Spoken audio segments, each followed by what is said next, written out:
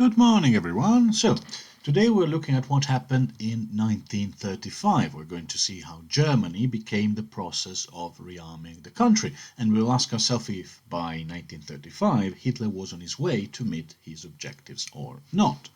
To do that, we will look at the following points. So, we'll look at what Hitler's goals were, because to answer the question to what extent did Hitler achieve his aims by 1935, we need to know what were his aims. Then we'll look at the rearmament of Germany, at the reintroduction of conscription, at the end at the reactions of the Allies one by one. And eventually I will read you a model answer, which is not in this presentation, but I will read it anyway.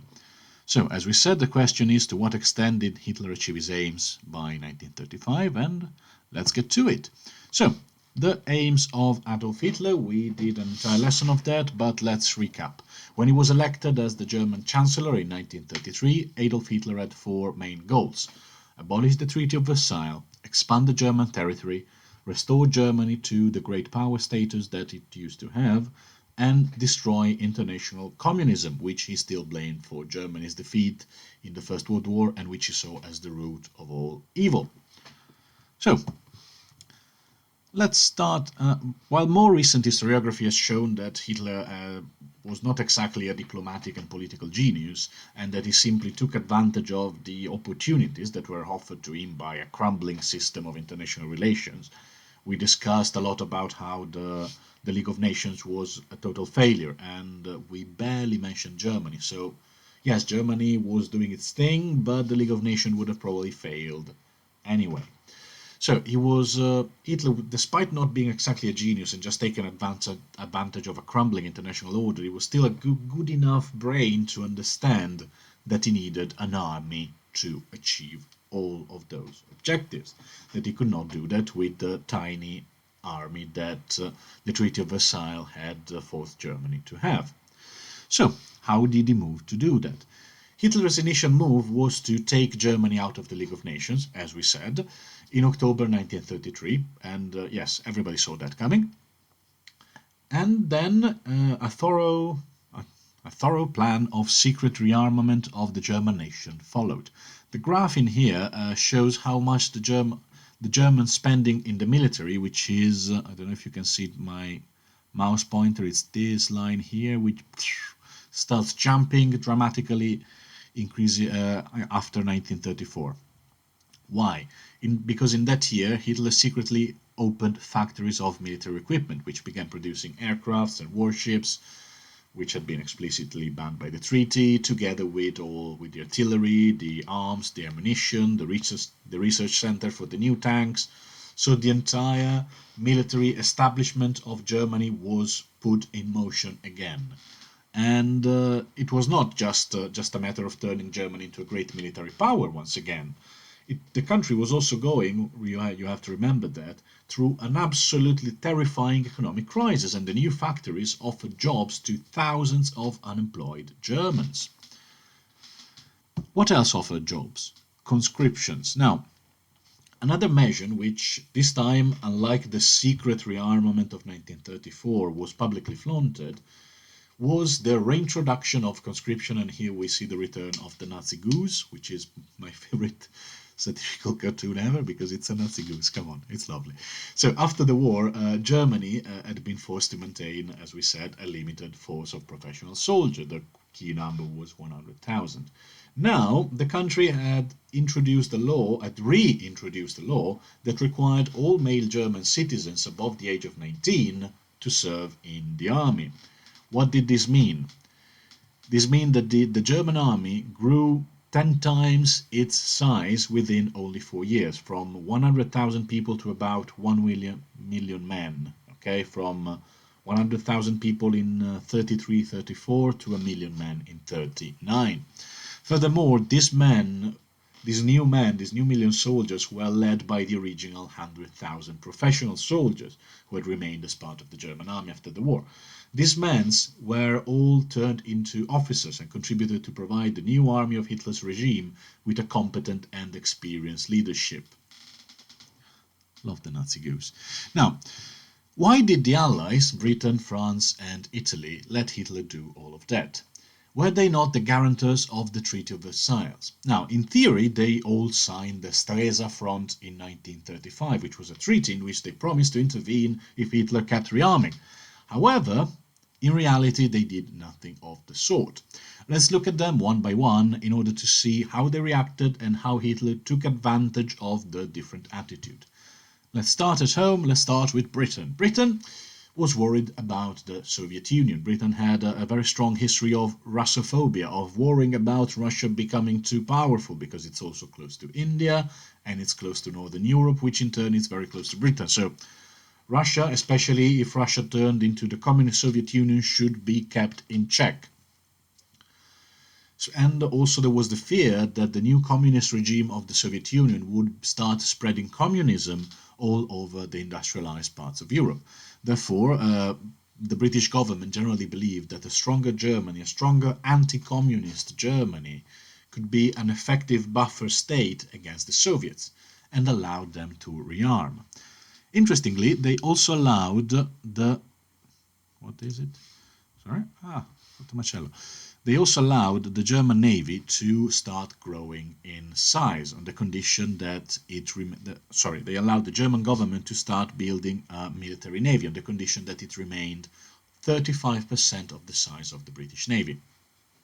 Here, as you can see in this cartoon from Punch magazine titled "The Boy Who Wouldn't Grow Up," there is this man here who represents the British Navy, who says, "There's your new navy suit, now you must promise you won't grow out of it."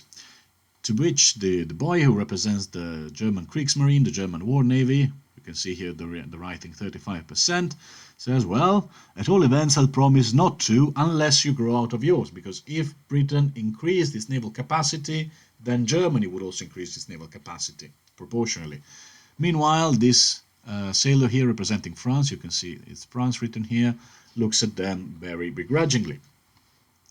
Moving on to Italy. Italy was another victorious power, like Britain and France, but its history during this period is more similar to that of a defeated power, like Germany or Austria. It saw the League of Nations, for example, as a tool for France and Britain, and had its own plans of national revenge and aggressive expansion.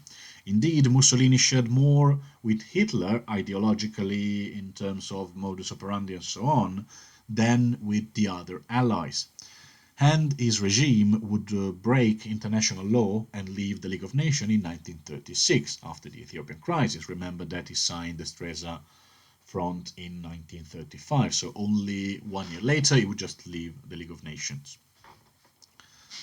Finally, France was understandably the power with the most to lose from a German rearmament, because France had been invaded several times by Germany and it never ended well. One time France was the French Empire was destroyed, another time World War I started, so generally seeing a German army building up in Germany was never a good sign for France.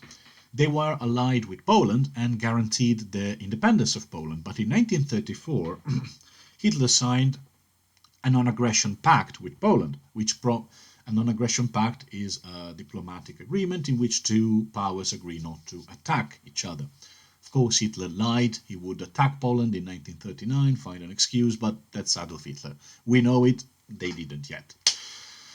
So why did he do that? Because France was allied with Poland and he wanted to reduce France's influence in Eastern Europe, because Poland was not as scared as it used to be now. It has the assurance that Germany will not attack them, and therefore it did not need France's help anymore. So France was left a bit more isolated and by itself.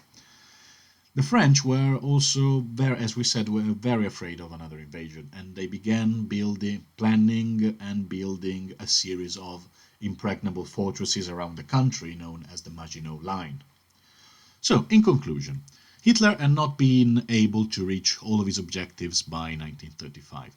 However, he had been able to lay the groundwork for later military expansion by rebuilding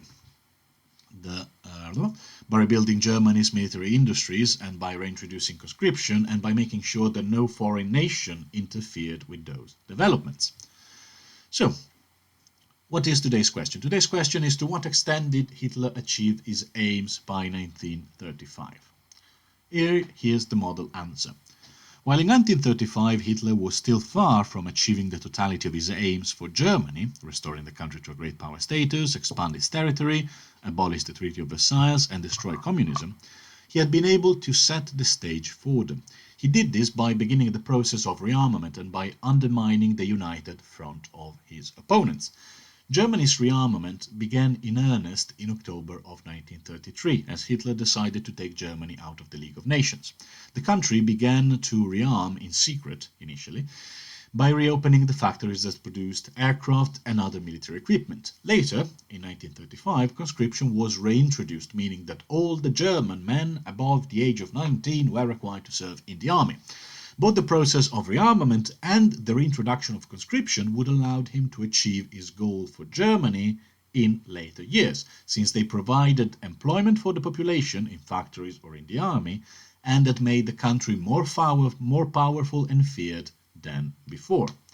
Another step he took was undermining the unity of his opponents, France, Britain, and, at the time, Italy. While the three powers signed the Stresa Front in April 1935, promising to react against any further German rearmament, Hitler knew that nothing would happen to him. Britain believed that Germany was a buffer against communism, and the two countries signed a naval agreement in 1935. Italy was also already on the verge of invading Abyssinia and leaving the League of Nations, while France alone was not an insurmountable issue for the German army. Since the only powers that could stop him were not banding together against him, Hitler proceeded with his rearmament, unopposed. Therefore, in 1935, by rearming and maneuvering diplomatically, Hitler's regime had begun to establish the premises for the future military actions that would achieve his aims of expanding the territory of Germany and restore it to the status of great power. So, that's it for today. I am really looking forward to read what you can write, and see you next time.